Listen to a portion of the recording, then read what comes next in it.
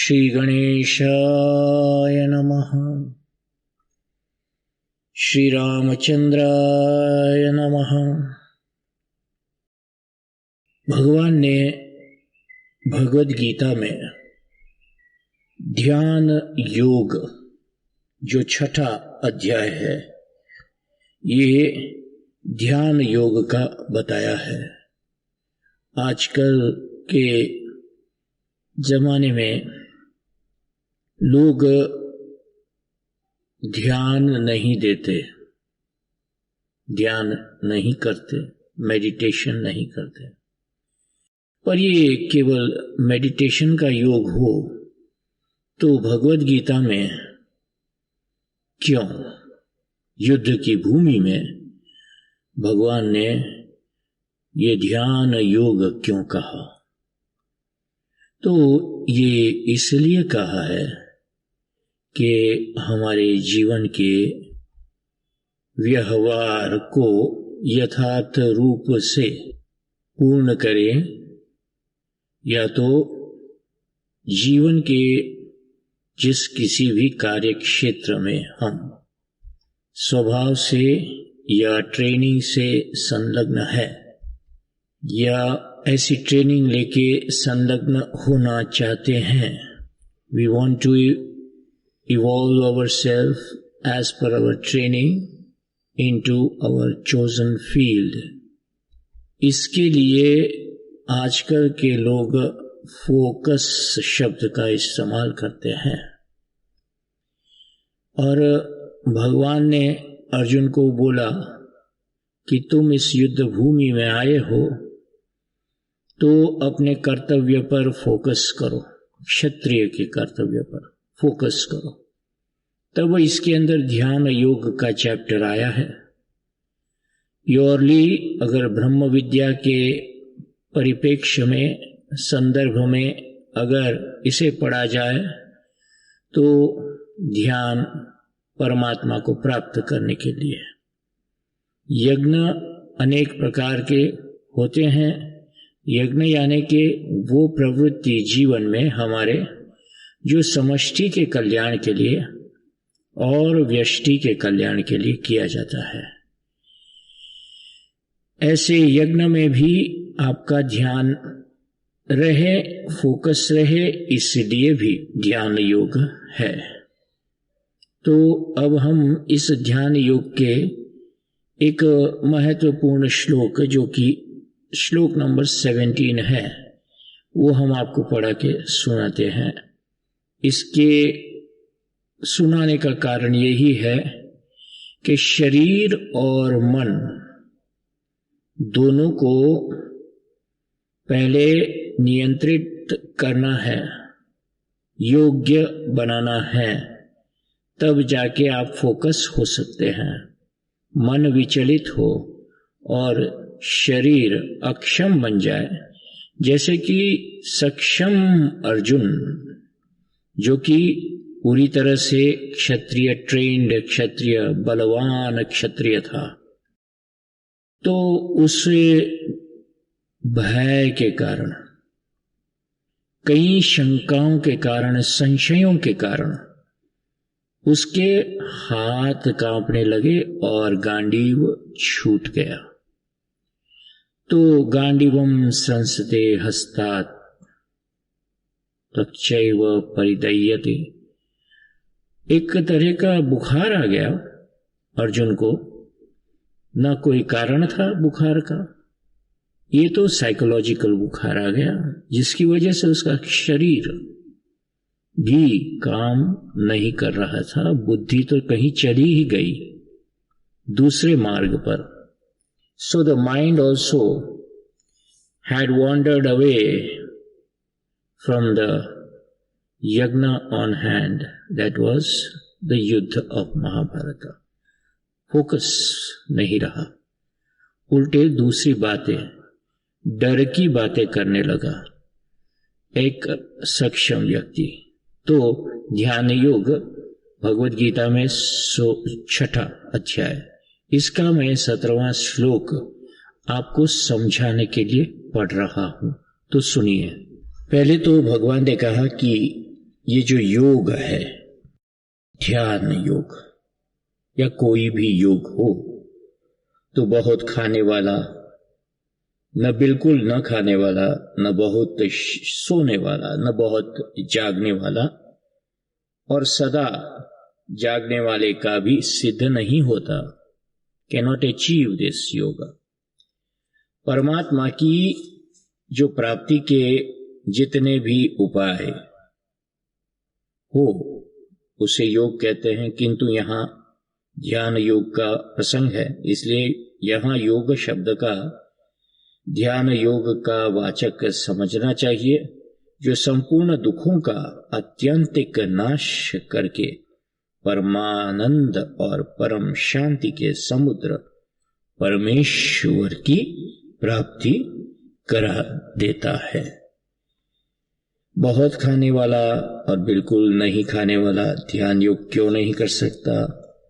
ठूस ठूस कर खा लेने से नींद और आलस्य बढ़ जाते हैं, साथ ही पचाने की शक्ति अधिक, पेट में पहुंचा हुआ अन्न भांति भांति के रोग उत्पन्न करता है, और इसी प्रकार जो अन्न का सर्वथा त्याग करके कोरे उपवास करने लगता है, उसकी इंद्रियां, प्राण और मन की शक्ति का बुरी तरह ह्रास होता है, डिलीट हो जाता है, डिप्लीशन हो जाता है।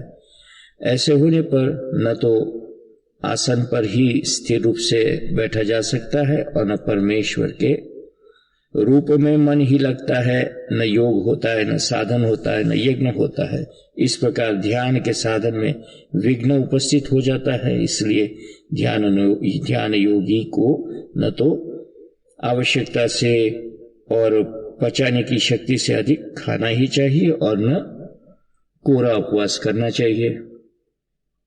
और ज्यादा सोने वाले, ज्यादा जागने वाला का भी सिद्ध नहीं होता, क्योंकि उचित मात्रा में नींद ली जाए तो उससे थकावट दूर होकर शरीर में ताजगी आती है, परंतु वहीं नींद यदि आवश्यकता से अधिक ली जाए तो उससे तमोगुण बढ़ता है, आलस्य बढ़ता है, प्रमाद बढ़ता है, जिससे अनवरत आलस्य घेरे रहता है और स्थिर होकर बैठने में कष्ट मालूम होता है, प्रवृत्ति में कष्ट मालूम होता है। इसके अतिरिक्त अधिक सोने में मानव जीवन का अमूल्य समय तो नष्ट होता ही है। इसी प्रकार सदा जागते रहने से थकावट बनी रहती है, कभी ताजगी नहीं आती, शरीर, इंद्रिय और प्राण शिथिल हो जाते हैं, नम हो जाते हैं, शरीर में कोई प्रकार के रोग, कई प्रकार के रोग उत्पन्न हो जाते हैं और सब समय नींद तथा आलस्य सताया करते हैं। इस प्रकार बहुत सोना और सदा जागते रहना दोनों ही ध्यान योग के साधन में विघ्न करने वाले होते हैं। इसलिए ध्यान योगी को शरीर स्वस्थ रहे और ध्यान योग के साधन में विघ्न न उपस्थित हो, इस उद्देश्य से अपने शरीर की स्थिति, प्रकृति, स्वास्थ्य और अवस्था का ख्याल रखने हुए न तो आवश्यकता से अधिक सोना ही चाहिए और न सदा जागते रहना चाहिए। अब यहाँ पर पहले ही मैंने बताया कि भगवत गीता के अंदर ध्यान योग क्यों बताया गया था, कि आप अपने व्यावहारिक जीवन में आप सही से अपने को संभाल सके और अपने कार्य में दक्षता प्राप्त करें, एक्सपर्टाइज प्राप्त करें और समाज के लिए और अपने लिए एक अच्छा कार्य कर सके, भला कार्य कर सके। अब आगे ये जो मन को डिस्टर्ब करता है, अति खाना, अति सोना, दूसरे भी कई कारण हैं जब फोकस हट जाता है, कि संशय करते हैं। तो ये संशय आत्मा विनश्यति भी भगवान ने समझाया था पहले श्लोकों में। तो संशय मन में नहीं उत्पन्न होने चाहिए अपनी एबिलिटीज के प्रति। तो ये संशय ध्यान से हम इन संशयों से मुक्त हो सकते हैं, मन की स्थिरता बनाए रखने से। और मन और शरीर कैसे बनता है, तो ये 17वें श्लोक में बताया, युक्ताहार विहारस्य युक्त चेष्टस्य कर्मसु युक्त स्वप्नावबोधस्य योगो भवति दुःखः। दुख का नाश करने वाला योग तो यथा योग्य आहार विहार करने वाले का, कर्मों में यथा योग्य चेष्टा करने वाले का और यथा योग्य सोने तथा जागने वाले का ही सिद्ध होता है। युक्त आहार विहार से करने वाला कैसे कहते हैं, किसे कहते हैं? खान पान की वस्तुओं का नाम आहार है और चलने फिरने की क्रिया का नाम विहार है। ये दोनों जिसके उचित स्वरूप में और उचित परिणाम में हो उसे युक्त आहार विहार करने वाला कहा करते हैं। खाने पीने की वस्तुएं ऐसी होनी चाहिए जो अपने वर्ण और आश्रम धर्म के अनुसार सत्य और न्याय के द्वारा प्राप्त हो। सत्य और न्याय के द्वारा प्राप्त हो, पवित्रता हो, शुचिता हो, शास्त्रानुकूल सात्विक हो, रजोगुण और तमोगुण को बढ़ाने वाली न हो, पवित्र हो। अंडे मांस मच्छी मत खाया करो, ज्यादा तेल घी वाला चिकना पदार्थ न खाएं, ज्यादा तीखा, जहां ज्यादा नमक वाला, ज्यादा मीठा, सो अति जहां पर भी हो ऐसे न हो। तो चिकने पदार्थों को कम करना है और शाकाहारी रहना है। इस तरह से ये सारी बातें अपनी प्रकृति स्थिति और रुचि के प्रतिकूल न हो तथा योग साधना में सहायता देने वाली हो। उनका परिणाम भी उतना ही परिमित होना चाहिए।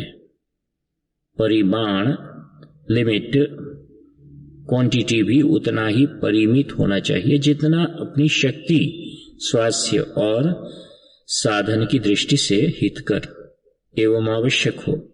इसी प्रकार घूमना फिरना भी उतना ही चाहिए जितना अपने लिए आवश्यक और हितकर हो। बिल्कुल ही न घूमना फिरना, ये भी बात आलस्य और प्रमाद को बढ़ाती है। ध्यान में यानी कि फोकस नहीं रहता व्यक्ति।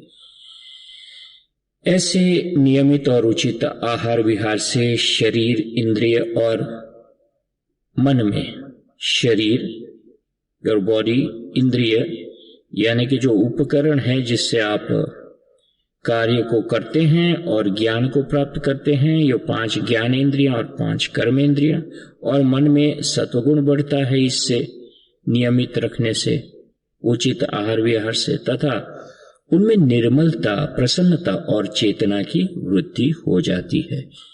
ये मोटे मोटे शब्दों में भगवान समझाते हैं। आज के साइंस के, विज्ञान के अनुसार ध्यान कितना जरूरी है और ध्यान करने के लिए ये सब बातें कितनी जरूरी है कि आपके बॉडी में केमिकल बैलेंस बना रहता है। जो भी आपको चाहिए वे सारे हार्मोन्स वगैरह बैलेंस में रहते हैं, यानी कि कहीं एक जगह इकट्ठे नहीं रहते हैं और कहीं कम ज्यादा नहीं होते। और स्पेशली जो फिजिकल ब्रेन है उसमें ये सारे इक्विलिब्रियम में रहते हैं, समान मात्रा में, और आपका मन विचलित नहीं हुआ करता। जिससे ध्यान योग सुगमता से सिद्ध होता है। ध्यान क्यों करना चाहिए तो मैंने आपको पहले ही समझा। व्यावहारिक जीवन में कर्मों में युक्त चेष्टा करने का क्या भाव है। कर्म में युक्त चेष्टा हो यानी कि हमने जो अपने आप को बनाया इतने सालों में, हमारे फैमिली के साथ रहते हुए या हमारे एजुकेशनल इंस्टीट्यूट में, जहां पर भी हम पढ़े लिखे, यूनिवर्सिटी में, और जो भी ज्ञान प्राप्त किया, तो इनमें से हमारी चेष्टा अनुकूल होनी चाहिए, प्रतिकूल नहीं, कि हम भटक न जाए। इसलिए युक्त चेष्टा की बात की। और गीता के परिप्रेक्ष्य में वर्ण आश्रम अवस्था यानी कि द सिचुएशन इन लाइफ, स्थिति और वातावरण आदि के अनुसार जिसके लिए शास्त्र में जो कर्तव्य कर्म बतलाए गए हैं उन्हीं का नाम कर्म है। उन कर्मों का उचित स्वरूप से और उचित मात्रा में यथा योग्य सेवन करना ही कर्मों में युक्त चेष्टा करना होता है। जैसे ईश्वर भक्ति, देव पूजन, दीन दुखियों की सेवा, माता पिता, आचार्य आदि गुरुजनों का पूजन, यज्ञ जो आपका ध्येय पूर्ण कर्म है वो, दान, तप तथा जीविका संबंधी कर्म यानी शिक्षा, पठन पाठन, व्यापार आदि कर्म, और शौच, स्नान आदि क्रियाएं, ये सभी कर्म वे ही करने चाहिए जो शास्त्र विहित हो, साधु सम्मत हो, किसी का अहित करने वाला न हो, स्वावलंबन में सहायक हो, सेल्फ कॉन्फिडेंस और सेल्फ डिपेंडेंट हो आप, किसी को कष्ट पहुंचाने या किसी पर भार डालने वाले न हो, should not be dependent on others or do not disturb others, और ध्यान योग में सहायक हो, फोकस जीवन में लाने के लिए सहायक हो, तथा इन कर्मों का परिणाम भी उतना ही होना चाहिए जितना जिसके लिए आवश्यक हो।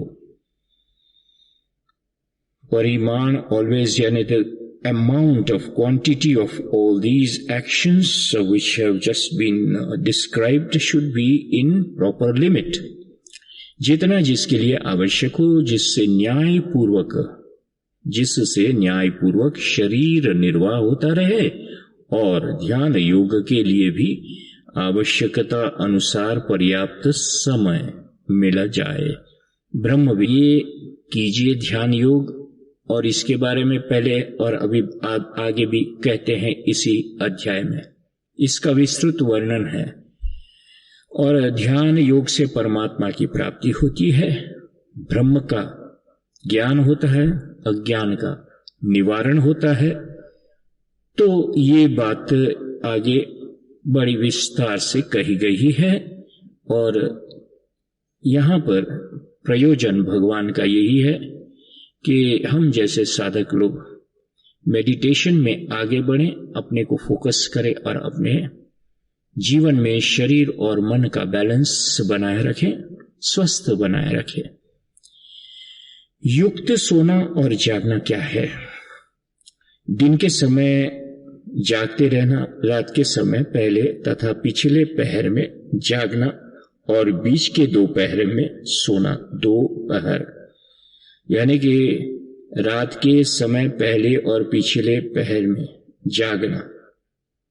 पहला पहर जो होता है सूर्यास्त के बाद का 1.5 घंटा जाग सकते हैं आप, और पिछले पहर में भी जागना है, लास्ट पहर में, जबकि 1.5 घंटा पहले जब सूर्य उगे उसके पहले आप जाग जाएं, और बीच के 2 पहरों में सोना, उसके बीच में जो समय है उसमें सोना, यानी कि 6 घंटा मिलेगा आपको सोने के लिए।